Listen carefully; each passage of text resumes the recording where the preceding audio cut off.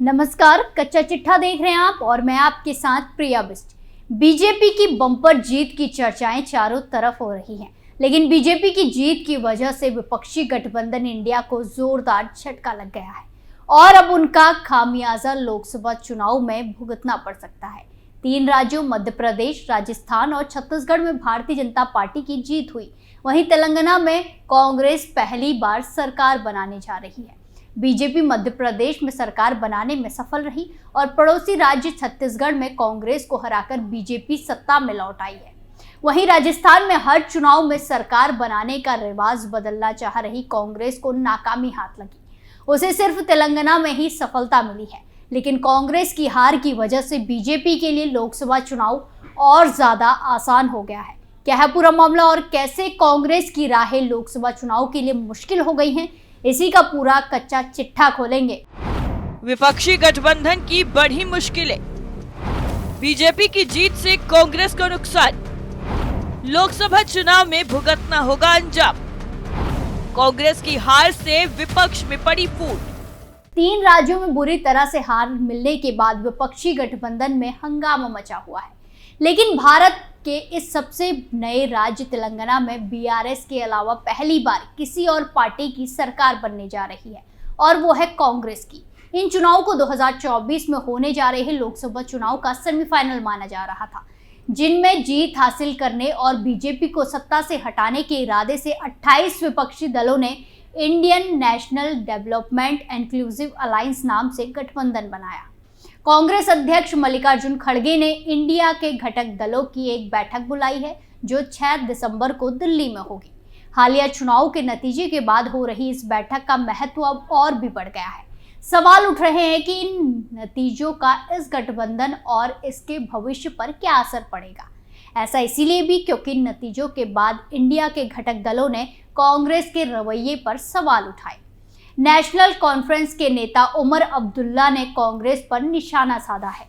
उन्होंने कहा कि कांग्रेस ने चुनावों के दौरान जो बातें की थी वो खोखली साबित हुई। उन्होंने गठबंधन की उपेक्षा का भी आरोप लगाया। उन्होंने कहा कि 6 तारीख को कांग्रेस अध्यक्ष ने इंडिया अलायंस को खाने पर बुलाया है।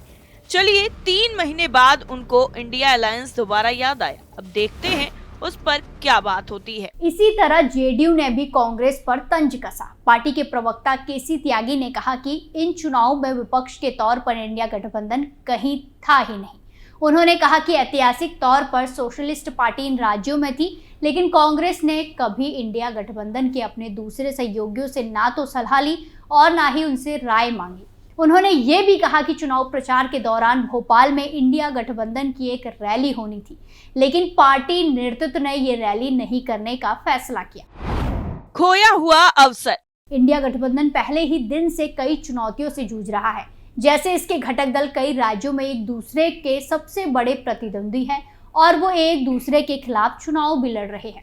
इसके साथ ही विभिन्न मुद्दों और विषयों पर उनकी राय और स्टैंड भी अलग अलग है। चुनाव के नतीजों के बाद आई कई रिपोर्ट्स में कहा जा रहा है कि इंडिया गठबंधन और कांग्रेस ने इन चुनावों में एक मौका गंवाया है। इन चुनावों में विपक्षी दलों को साथ लेने और एक राजनीतिक बदलाव की पहल की जा सकती थी, जिससे इंडिया गठबंधन की भावना को मजबूती मिलती। छोटी पार्टियों को अपने साथ लेने से कांग्रेस को जो फायदा मिल सकता था, उससे उन्हें चूक मिली है।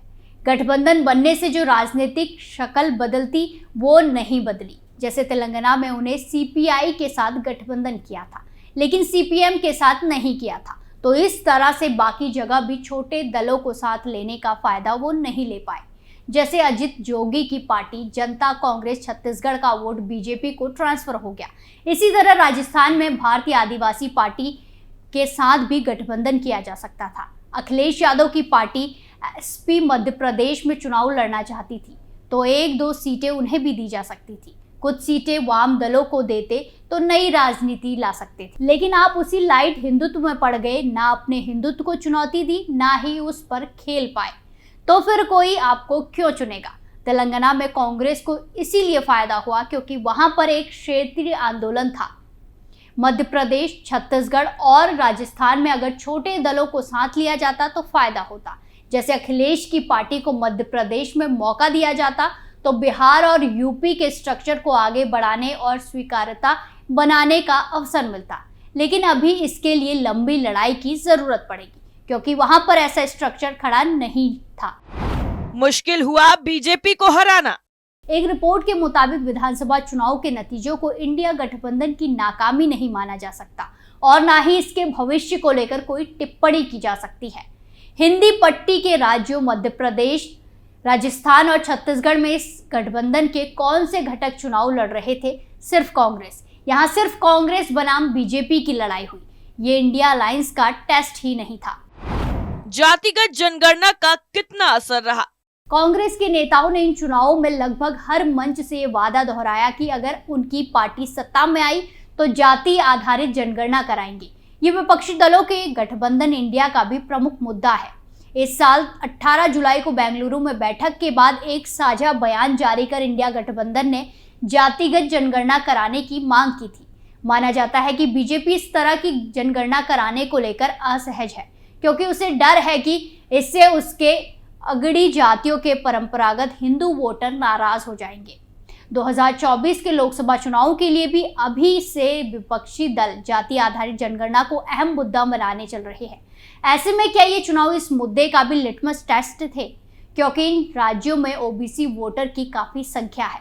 दरअसल मध्य प्रदेश, राजस्थान और छत्तीसगढ़ में समाजवादी या पिछड़ा वर्ग आंदोलन का उतना प्रभाव नहीं रहा जितना उत्तर प्रदेश या बिहार में रहा है। बिहार और यूपी में क्षेत्रीय दल मजबूत हैं। उनके पास जातिगत जनगणना के मुद्दे के लिए एक कैडर है। जिस तरह बीजेपी में कर्पूरी ठाकुर और लालू प्रसाद यादव या उत्तर प्रदेश में लोहिया या मुलायम सिंह यादव ने लड़ाई लड़ी है, वैसे ही इन राज्यों में नहीं लड़ी गई। इसीलिए वहां बीजेपी को कांग्रेस के खिलाफ खाली मैदान मिला है। कांग्रेस ने तो बैकवर्ड क्लास मूवमेंट की बात इंडिया गठबंधन बनाने के बाद ही की। उत्तर प्रदेश या बिहार की तुलना में अभी राजस्थान और मध्य प्रदेश में जातिगत जनगणना के मुद्दे को लेकर उतनी जागरूकता नहीं है। राजस्थान और मध्य प्रदेश में जिस तरह का एक सामंती ढांचा है, वहां कोई ऐसी प्रभावशाली जाति नहीं है जो इस मुद्दे पर बात कर सके। जातिगत जनगणना का असर उतना नहीं है क्योंकि यहाँ के लिए ये मुद्दा नया है, जबकि बिहार वगैरह में इस मुद्दे पर पहले ही लामबंदी हो चुकी है। सीटों के बंटवारे में आसानी। मल्लिकार्जुन खड़गे ने इंडिया गठबंधन की जो बैठक बुलाई है, माना जा रहा है कि उसमें लोकसभा चुनावों से पहले सीटों के बंटवारे पर भी चर्चा हो सकती है।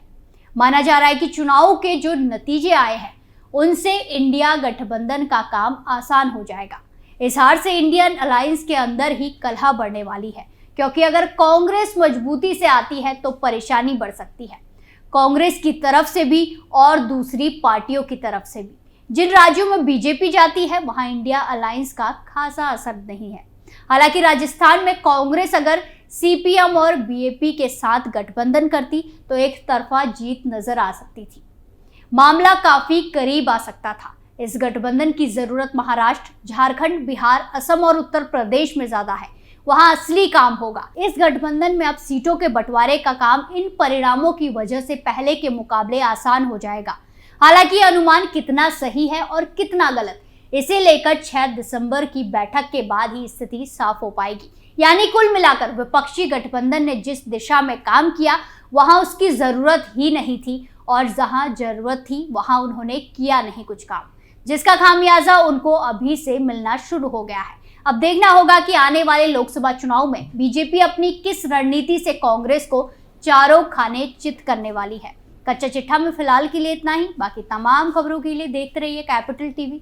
नमस्कार।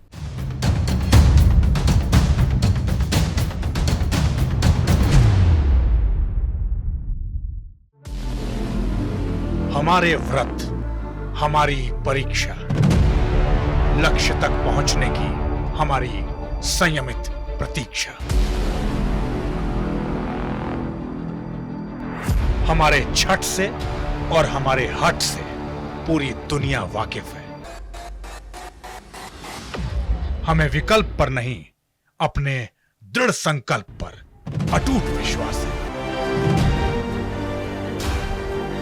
क्योंकि हार हम मानेंगे नहीं और विपरीत परिस्थितियों पर प्रहार हम छोड़ेंगे नहीं, जब तक हमारी जीत सुनिश्चित नहीं हो जाती, क्योंकि हम बिहार से हैं।